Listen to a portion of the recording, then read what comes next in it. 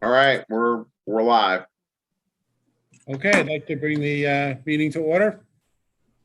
Is there any public comment?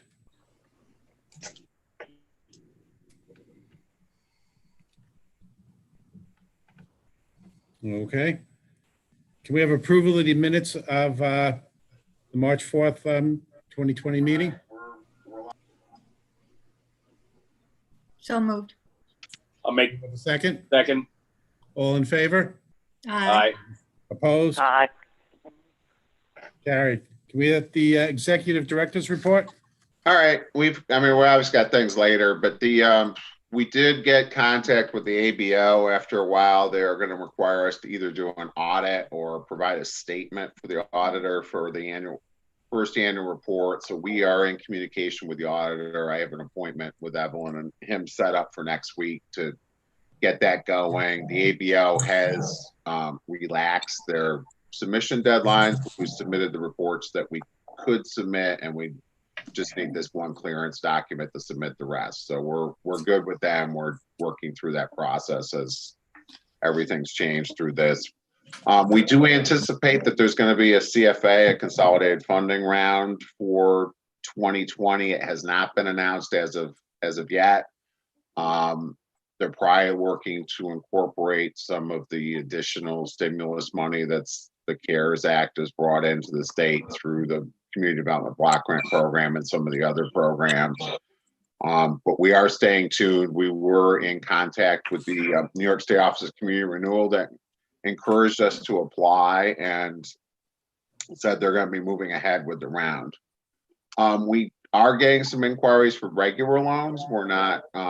We don't have any ready for the agenda today, but we may well at the next meeting have at least one of them. So there are a few projects out there that we're working on that are not emergency loans and are actual expansions. So that's good news, and we are continuing to let people know of all the opportunities that are out there. We're fielding calls from the SBA programs, and the state controller has a low interest loan program that they're rolling out along with our own stuff. So we've been as active as we can be. Mark Gustafson and the team at Cathode Ray have been extremely busy with social media, both on the pandemic and then putting out whatever economic development programs there are out there. So that's my report.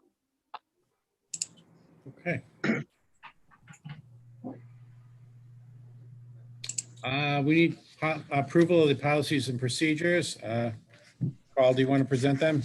Yes, you've got them probably a couple times. The biggest difference between the policy and procedures of our regular program and this one is that there are 0 interest, 2-year, $10,000 loans, and that we're doing a streamlined underwriting along the lines of the disaster program we ran after Hurricane Irene, for which the county did 20 loans and got all of its money paid back.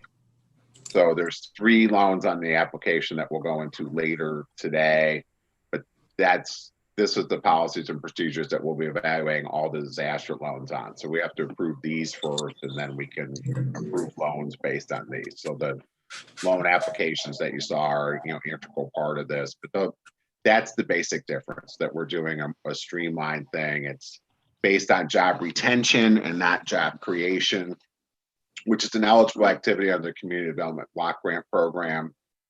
And this is CDBG funding, so there are no waivers of what they call statutory requirements for CDBG. So there has to be a low mod income benefit, and in that case, it's either the owner, which is the case in the loans we have today, or it can be a low mod employee.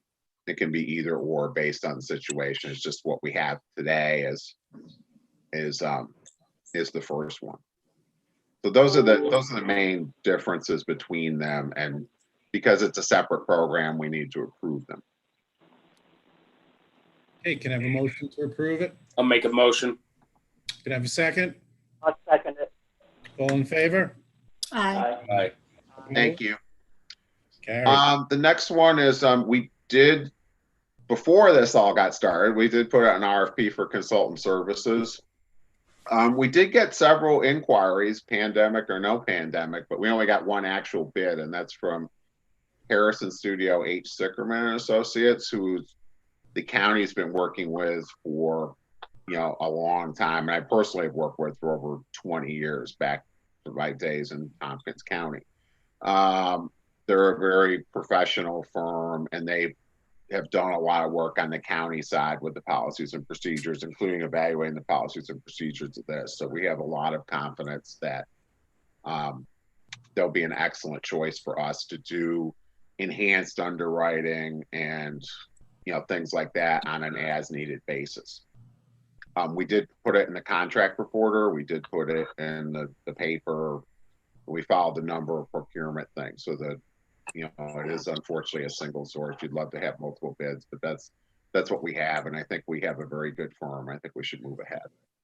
Under our procurement policies, the limit, of what Sickerman is likely to do is under the limit for requiring multiple proposals in any event.